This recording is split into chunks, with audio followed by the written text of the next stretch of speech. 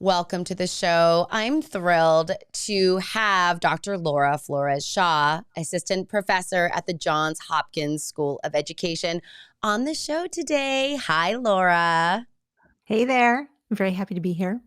Thank you for being here. Maybe before we get started, if you could introduce yourself to our audience. Sure. So I am an assistant professor at Johns Hopkins, but before that, I think it's important for people to know that I have 2 degrees in psychology. So I did my undergraduate, my master's degrees in psychology, and my master's degree in particular focuses on family systems therapy. So I'm trained as a family systems therapist, though I did not end up practicing. Actually, while I was in my graduate program, my children were attending a Montessori school, and they were at the time 18 months and 2.5 years old. And the school ran into some governance issues, shall we say. And I ended up being very active in the school. And then once I finished my master's degree, I actually applied to become the head of the school. So, so I didn't end up practicing family systems therapy, but I did become a Montessorian, and I became head of the school. And it served at the time children from 18 months through 6th grade. And I was there for 7 years. I was basically its turnaround head of school because the school was falling apart and crumbling due to, again, governance issues. This can happen when you have a nonprofit and a board of trustees and founders, and it gets very messy. So I took over the school and expanded it to through 8th grade over time. And my own children attended the school, and up until 8th and 6th grade, respectively. Then we transitioned them to our local public school because I was no longer head of school then. So I left the school actually in 2014. They stayed for 2 more years. But I left and worked on my doctorate at Johns Hopkins in the very program that I now teach in full time. And so in that program, got obviously my doctorate in education with a specialization in what they call mind-brain teaching, which is a very disembodied perspective. So I'm not thrilled about the terms. I come from a much more embodied perspective, particularly since I am a Montessori person. But yeah, that's essentially my background. You know, it's so fascinating because when we were connected or connecting outside of this interview, I think it became really apparent how your life experience has culminated into these really sophisticated, nuanced frameworks for how to educate children in a way that is meaningful, functional, and where there's like a strong sense of agency. And you and I, had these lovely conversations, which is really where I was like, Laura, we need to have this conversation on the podcast because, one, I think just taking Montessori, for example, I'm not sure. I've heard of Montessori. I know what that is, I think, but I couldn't define it for you. I couldn't define the philosophy of Montessori, the framework of that educational kind of foundation. I'm wondering if you could do that for us so that we can, understand what it is. Yeah, well, it's funny. I mean, for a long time, the focus in the Montessori community was like, what's our elevator pitch? How do we explain it? Because it's so complex. It really is. It's very complex and very comprehensive, and it's a completely different framework than the conventional framework of schooling, what Tayek and Cuban call the grammar of schooling, where you have children segregated by age, grade. Subjects are taught in isolation. There's a teacher at the front of the room. We don't adhere at all to that grammar. And that makes a huge difference in how the classroom is, quote unquote, managed. It's Montessori is truly a child-centered pedagogy. And so and it's tough because when you can have educators in conventional education who feel like they're very child-centered, but actually the framework of education doesn't allow them to actually act and fully be in that way. And that's actually something that we haven't really studied, that we really do need to take into consideration. We realize the constraints, but we don't recognize exactly what those constraints do to the way people behave within schools. So in Montessori, we don't have those typical constraints. And so the classrooms they're not really managed by a teacher, they're managed by the children. And so you have multi-age classrooms.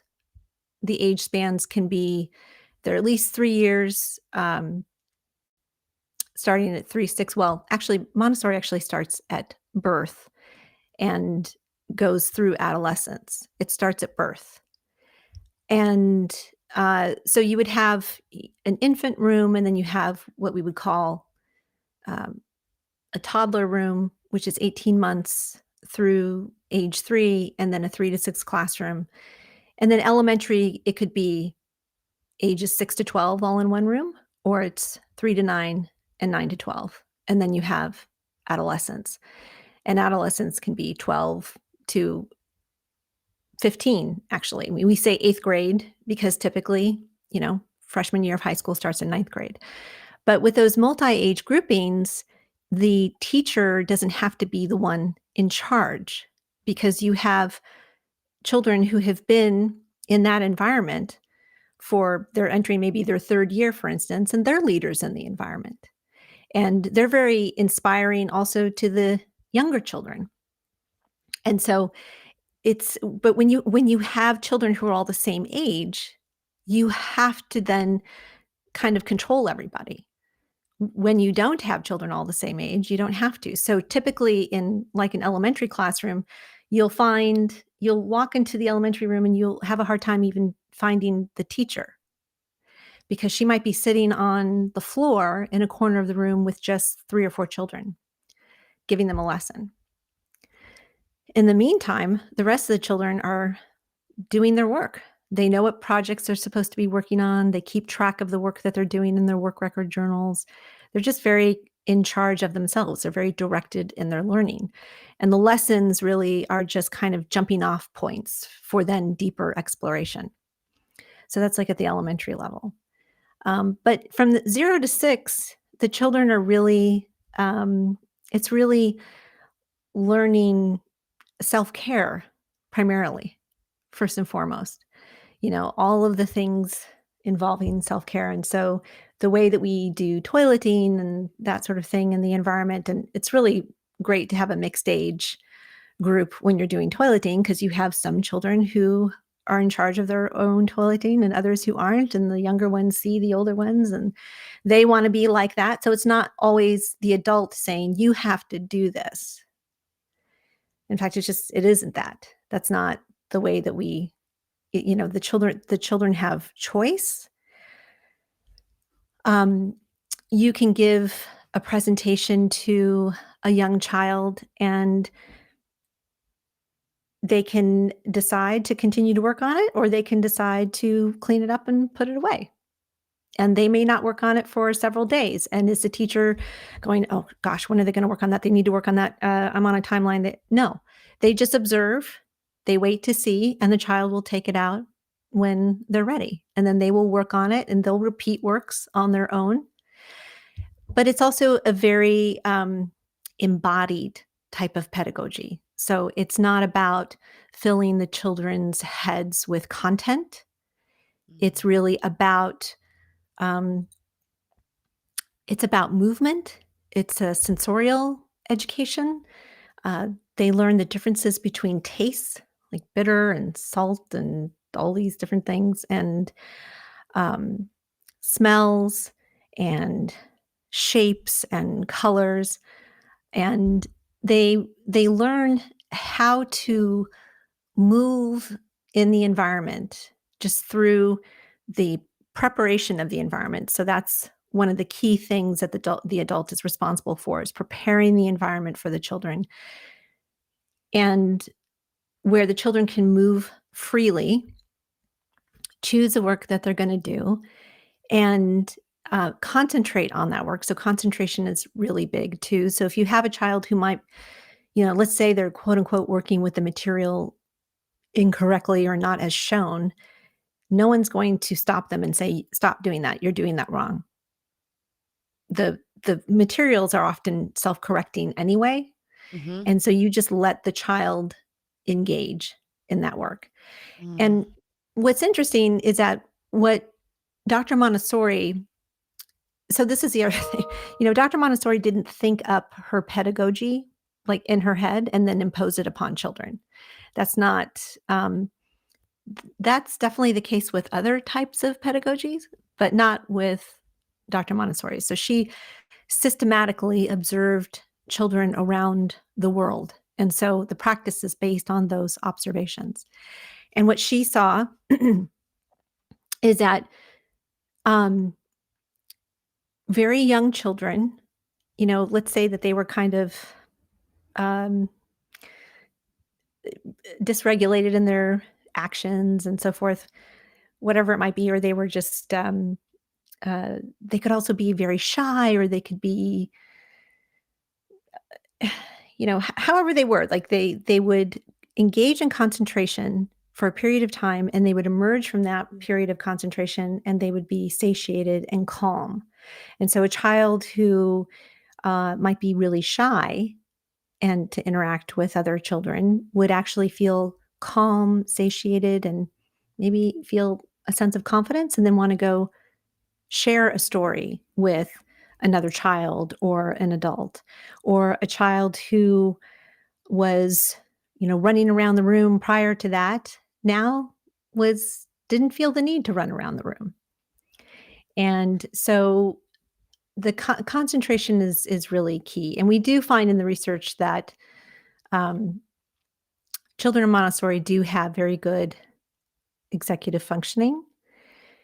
And my theory is that the reason that they do is because the way the environment is prepared for them, they own these actions. So they Mm-hmm. just start spontaneously doing things.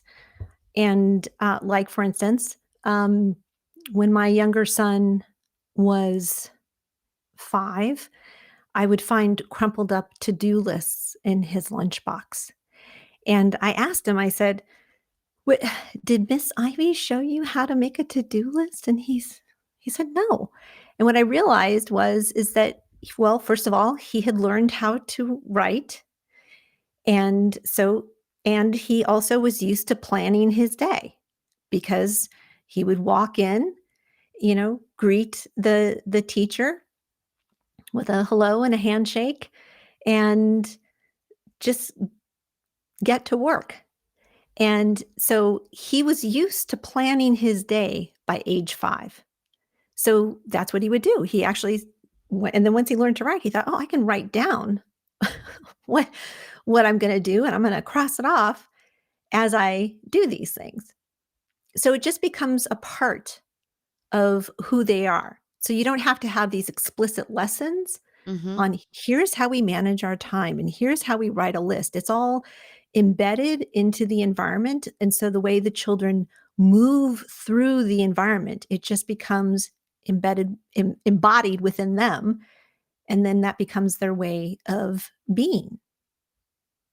So when my kids, when they went, when they transitioned to public school, that was a bit of a shock for them, because completely different system. And it took about 6 weeks for them to kind of get used to this new system. And I did have to tell my kids, well, no, when you fill out these worksheets, you want to do it systematically. you, they wanted to just kind of, they were used to just kind of doing things the way that they wanted to do them. And then they were like, well, why doesn't the teacher, I'm getting these bad grades. Why is this happening? And, oh, well, you have to be more systematic and you have to think about, what does the teacher want me to do? And then they go, oh, 6 weeks later, they were doing fine. But at least they were in charge enough where they knew to ask questions. Even my younger son, who was having some difficulty on the math tests, scheduled a meeting with his teacher to sit down and find out, like, what is it that I'm doing wrong here? What do you think I need to be doing? And, I was like, do I need to attend this meeting? He goes, no, I got it. So those kinds of executive functioning skills, they're able to bring with them wherever they go. So, yeah, it's a very whole child pedagogy, is child-centered. And it's really, to me, when I remember observing actually in the elementary classroom once I became head of school, and it was really an interesting experience. And I realized something else that was happening in this environment, which is, well, let me just share the story with you. So I watched a 7 and 8-year-old, two children, a 7-year-old girl and an 8-year-old boy. They took out a CD player, put in a CD that had a song that was like popular when I was in high school. And they started choreographing very seriously a dance to the song.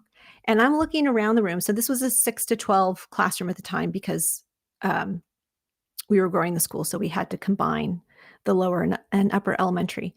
And what I noticed was none of the other children in the environment even noticed what they were doing. So there was no like, oh my gosh, what are they doing? None of that. None of that. And I watched them for quite a while choreograph this dance. Everyone else was just going about their own work and their own business. And then I realized that what Montessori environments do is they provide the physical, psychological, and emotional space for kids to self-differentiate. So they can develop a sense of self.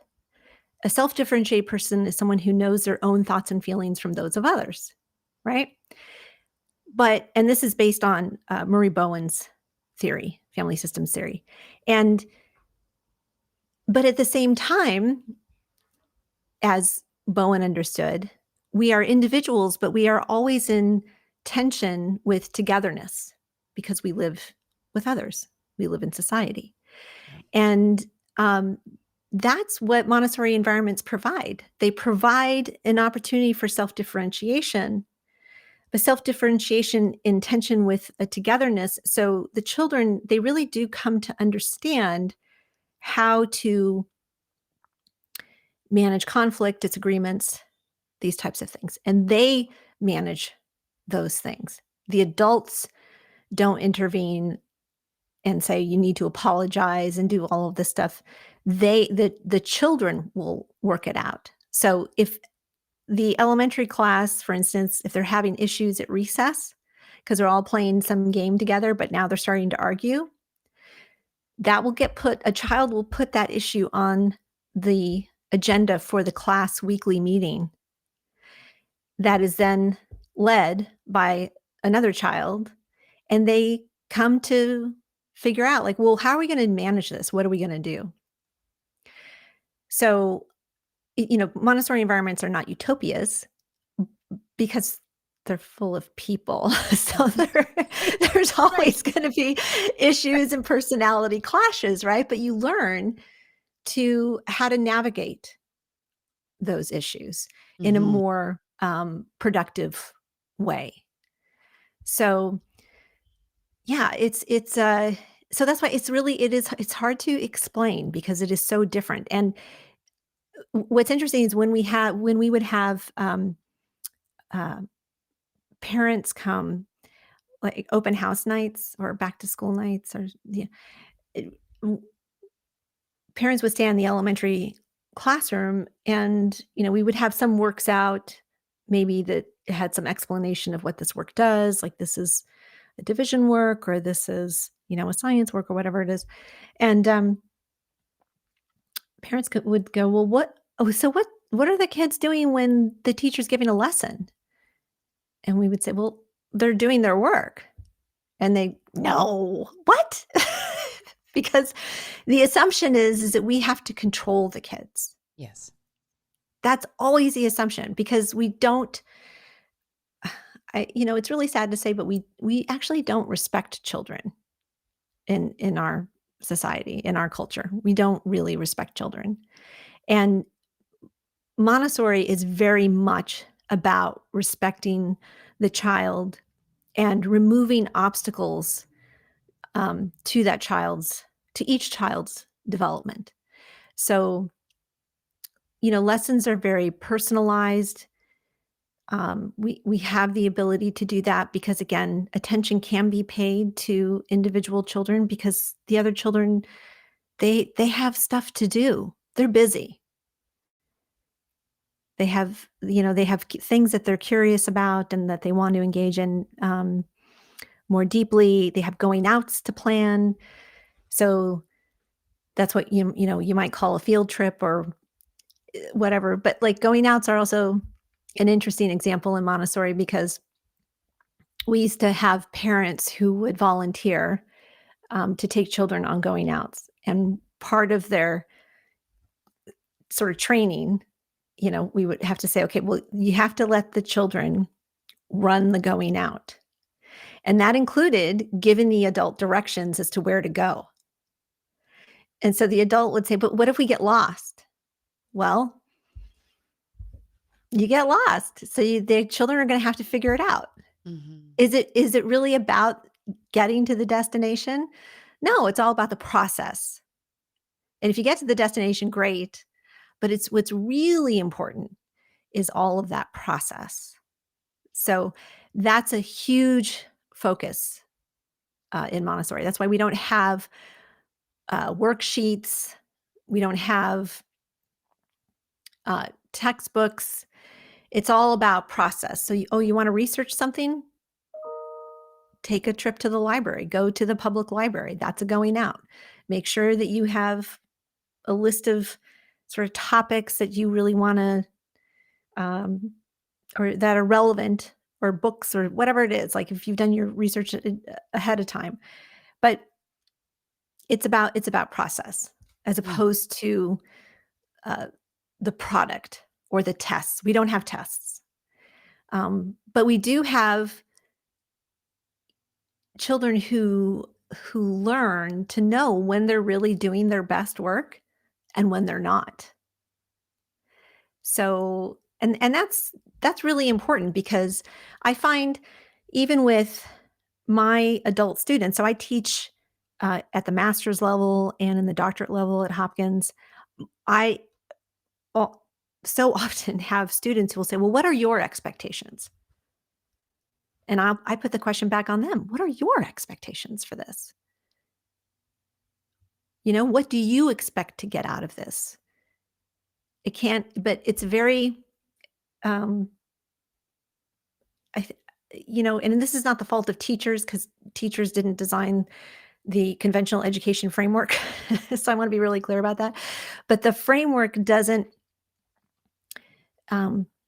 it doesn't allow for internal motivation and internal factors to be considered. It's very externally oriented. And so the other thing too, though, is, and this is I think a huge difference, is that in Montessori, we're really about preparation for life in general, not for jobs, although jobs are a part of life. But that's not where we put our focus. It's life. So there's plenty of opportunities to practice behaviors that we need to adapt and survive and do well in life. I mean, as you're talking about this educational framework, my mind keeps going, inevitably to how to support and how I believe is the most respectful, efficient, really empowered way in which we support our neurodiverse community in preparing for life, right? This idea, I was thinking about like how we promote agency, and it's an advocacy for oneself. And it's like, we teach, we provide, we provide information, but most importantly, we provide opportunities. We provide lots of thoughtful places for practice. And then we provide feedback and support where necessary. And then we iterate over and over and over again. And so creating these spaces for, in my mind, trusting in the competence of children. And that's something that comes up a lot in my work, which is we need to trust in this person's competence. And competence means I want to learn. I want to be engaged. I'm here. I'm present. I can. Right. And so allowing the space to do that, allowing for bumps and falls and getting lost is necessary in empowering, in differentiating oneself, in finding your own voice, which I think is something else when things are too other adult context directed, like, right? My clients lose their voice. And then they get to this place where we need to hear them and they don't even know how to speak.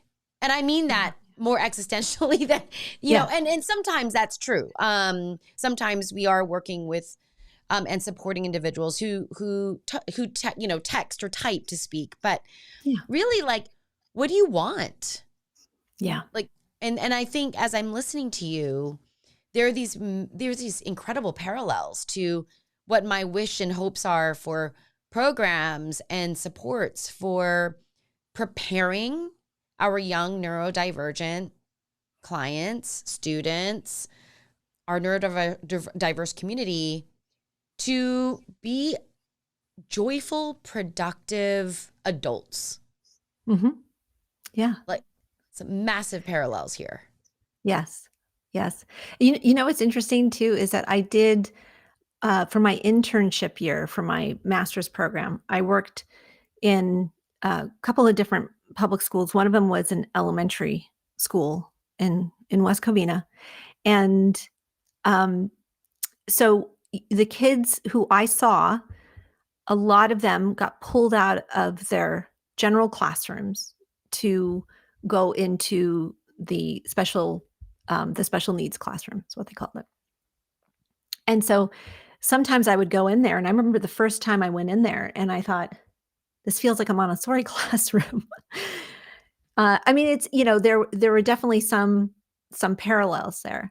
And but I mean, even where the teacher would go individually to small groups of children, and everyone else they were doing stuff otherwise. But if it had much more of the feel, and I thought, oh, why can't why can't the entire school be like this, right? And now I will say this about Montessori. So initially, Dr. Montessori herself worked with neurodivergent children.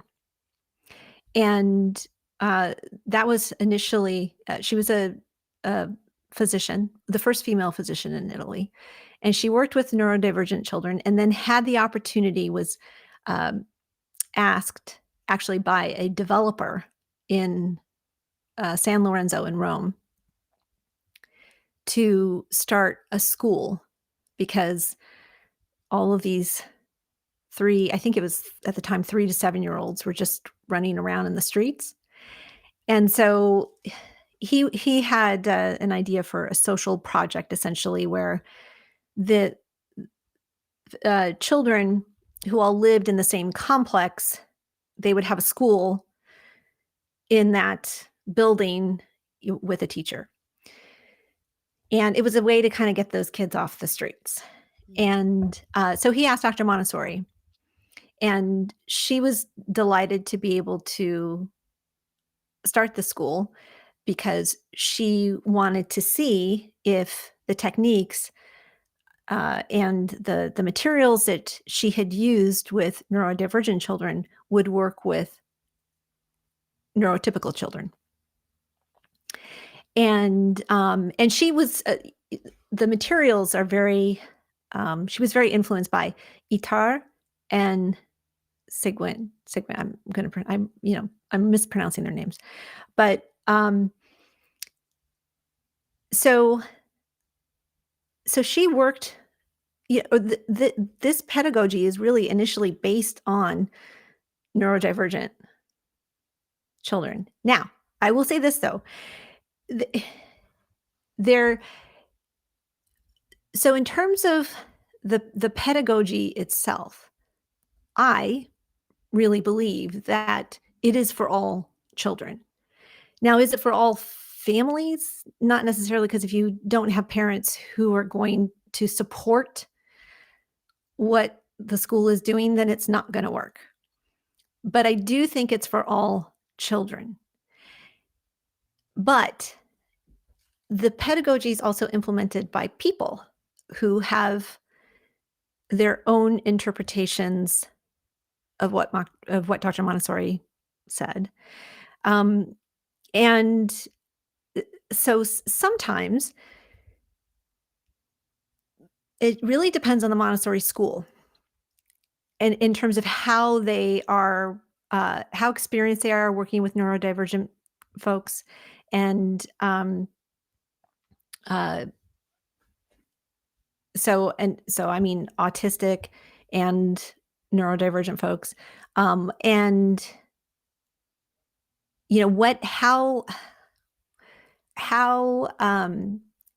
what their approach is with that. And what I mean by that is sometimes in Montessori, we talk about the child.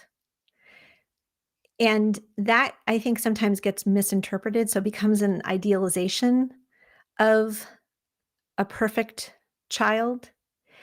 And I've seen teachers do this, and they're well-intentioned, so I don't mean to criticize, but we're all people and we all have to learn. But sometimes even Montessori teachers can pathologize behaviors that should not be pathologized, right? Mm-hmm. So, Mm-hmm. for instance, it even could just be something as small as you have an autistic child who prefers to spend his time reading at recess. And the teacher can feel like, well, that's not right. They need to be playing with the other kids and they need to be socializing.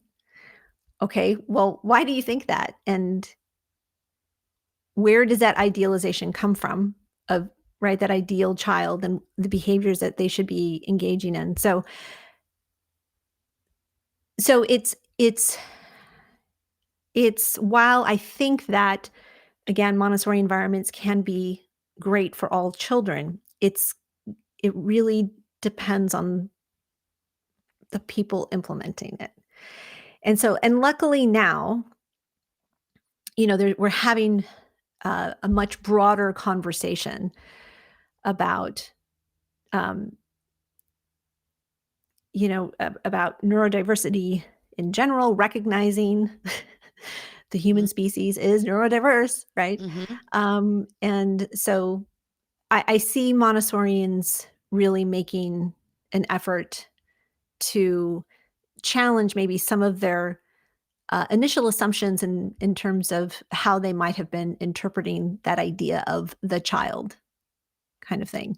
So I would say, to parents who are considering taking let's say their autistic child to a Montessori school, you really want to ask them, like, what, so what is your track record in working with autistic children? And how do you, how do you perceive stimming behaviors and that kind of thing? Mm, Because if the adults see them as problematic, that's a problem, right? So I also don't want to paint the Montessori environments as if there's some sort of utopia. But I think everything is, in terms of the system, is there.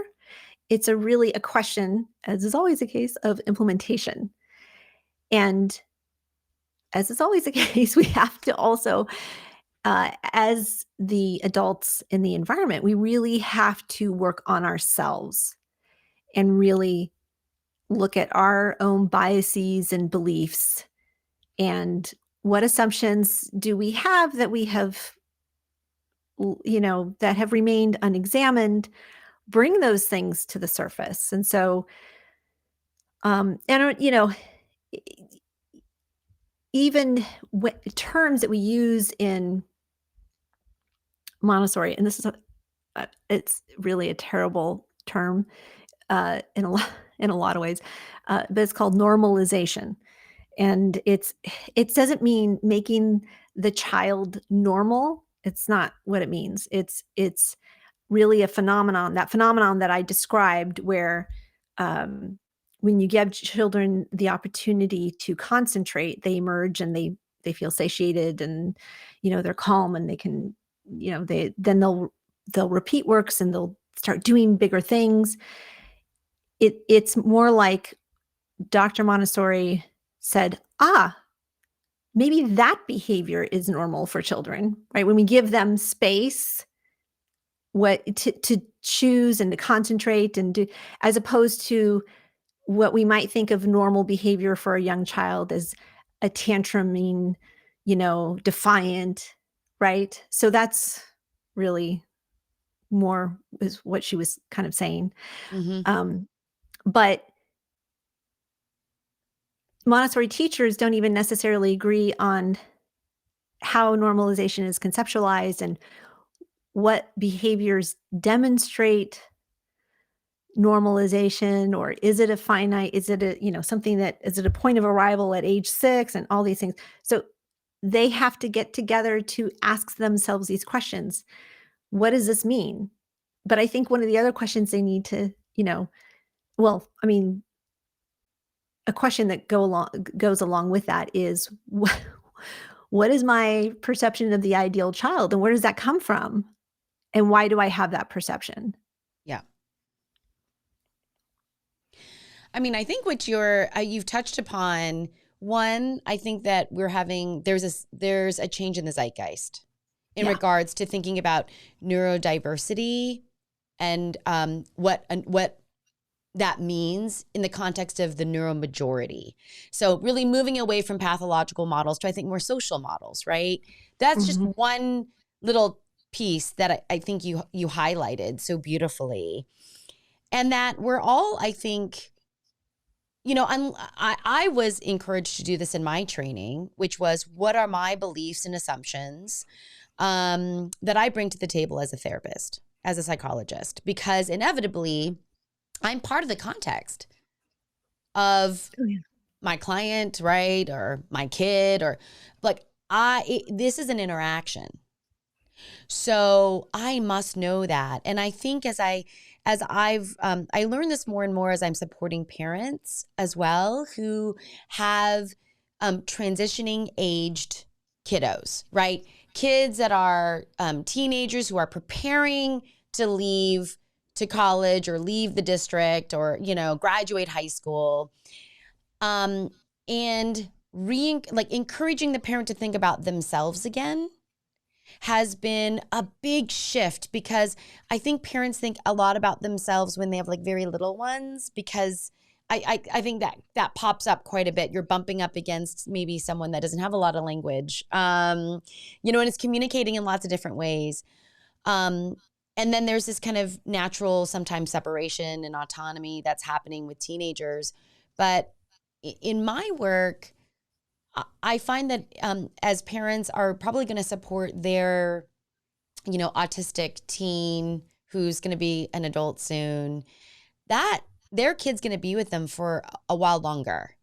Mhm. And what the goals are of what programming should look like, what kind of skills and opportunities and environments we want to expose this individual to, how are they going to thrive, if there are demands that are placed, are they worthwhile demands? Yeah. Like it's hard. What is the bandwidth that's necessary for some of these things?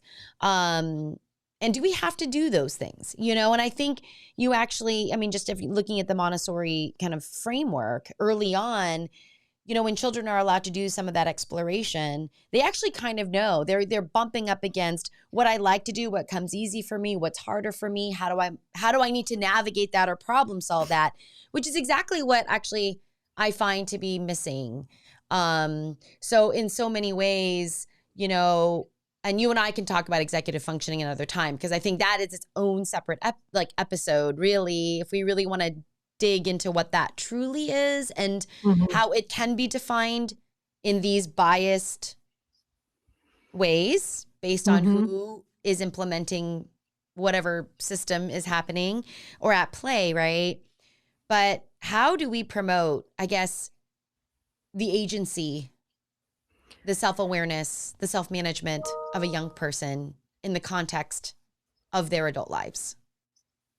Yeah. Yeah. Well, that's, that practice has to start really early on.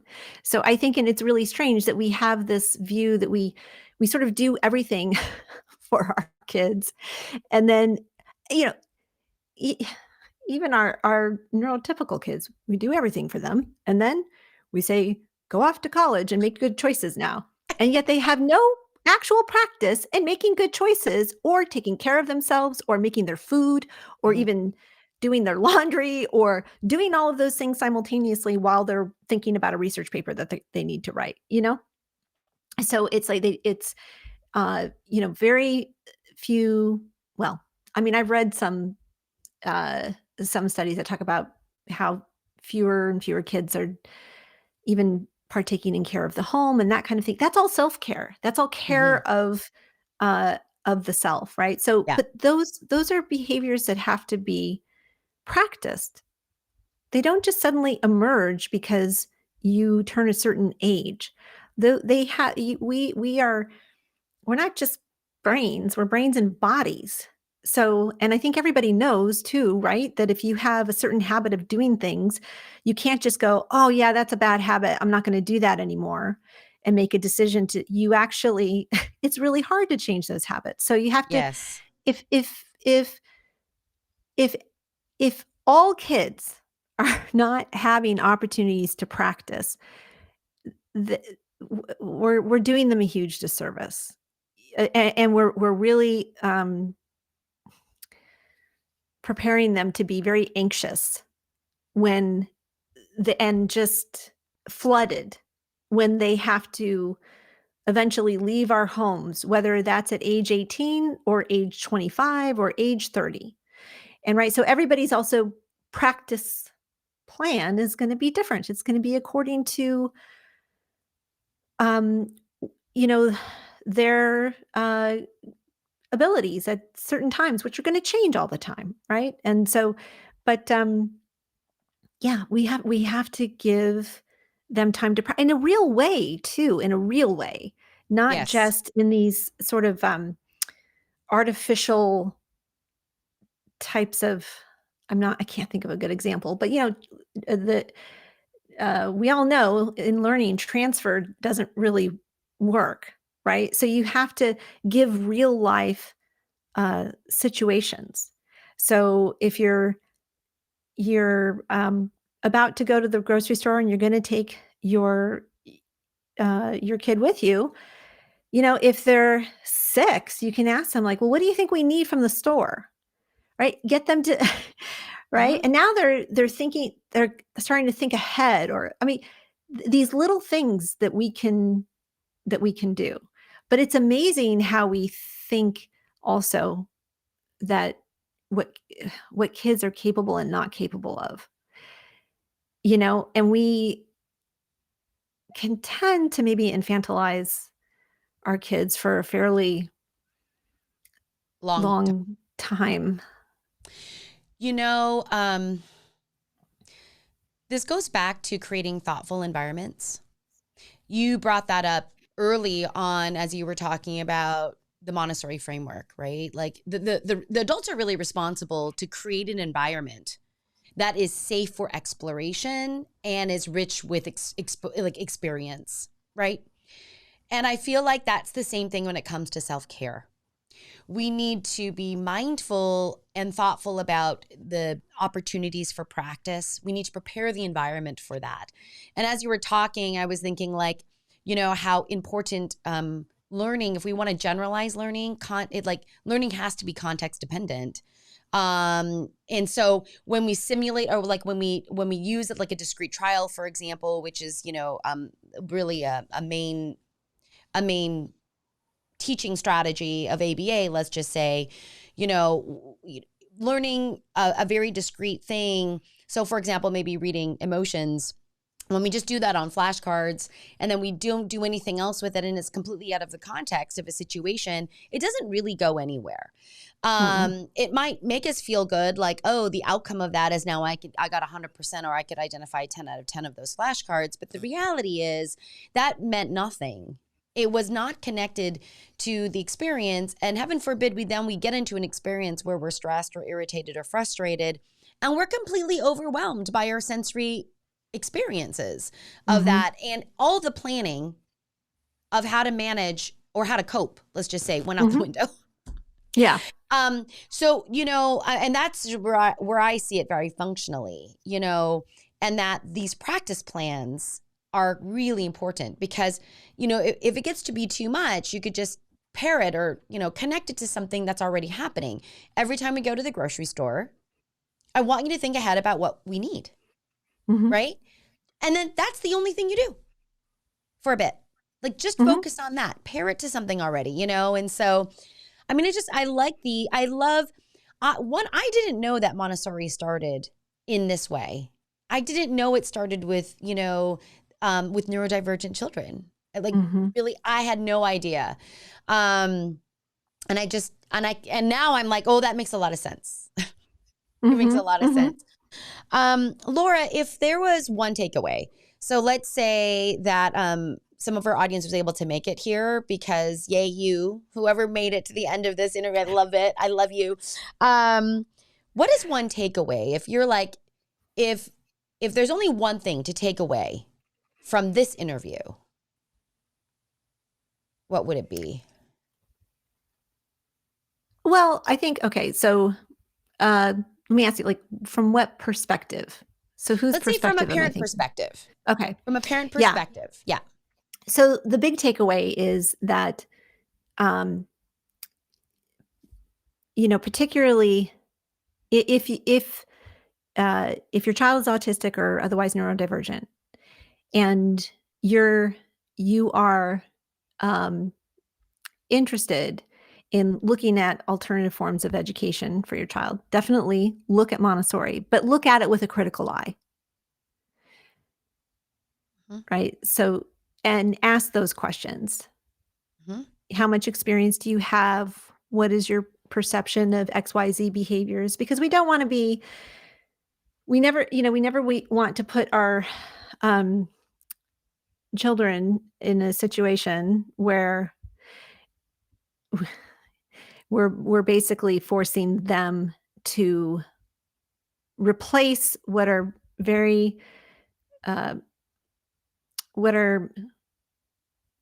natural and coping behaviors, I think, for them in some way, like stimming or something like that, to look neurotypical, that kind of thing. So,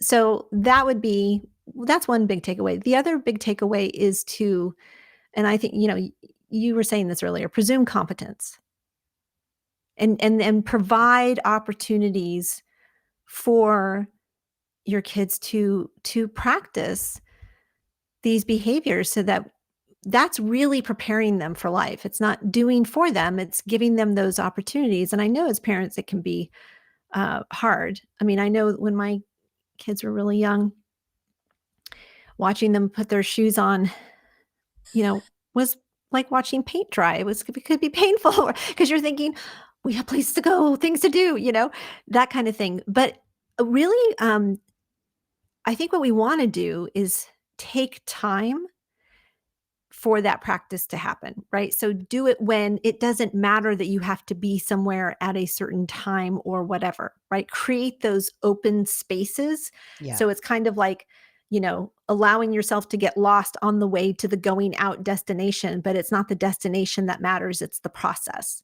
Yep. So providing those types of opportunities, but again, um real life situations, going to the grocery store, making dinner, doing some gardening with your child, whatever, Yep. these types of things, doing their laundry or taking care of the pet, uh, cleaning the house, cleaning the bathroom. What do we do? What do we look for? These types of things. It just give it time. Yep. And then that way nobody has to be frustrated or be upset. And it's about process. And Process. yeah, and what we have always found, I mean, I had my office was next to one of actually the 3 to 6 classrooms, but I mean, I even feel this way as an adult, uh, sometimes now, but I would hear children go, "I did it. I did it." Right? And so we need to really prepare that environment, give those opportunities for our children to be able to say, "I did it. I did it." And then they Yes. own it. They Yes. own it. So Yes. then they're not also just acting out scripts that you have given them or an other adult has given them or an educator has given them. It's they own these behaviors and these movements, these actions, and they own them. Yes. Amen. That's amen. I love it. Hey Laura, if people are interested and anyone in the audience is interested in knowing more or finding out more about you, what's the best way for them to get a hold of you or find you? I have my own personal website at laurafloreshaw.com, I think. I don't remember. It is. Yes, it is. Oh, I'll is put it in the it? description Yeah. below, but it is. That's It is .com. Yep.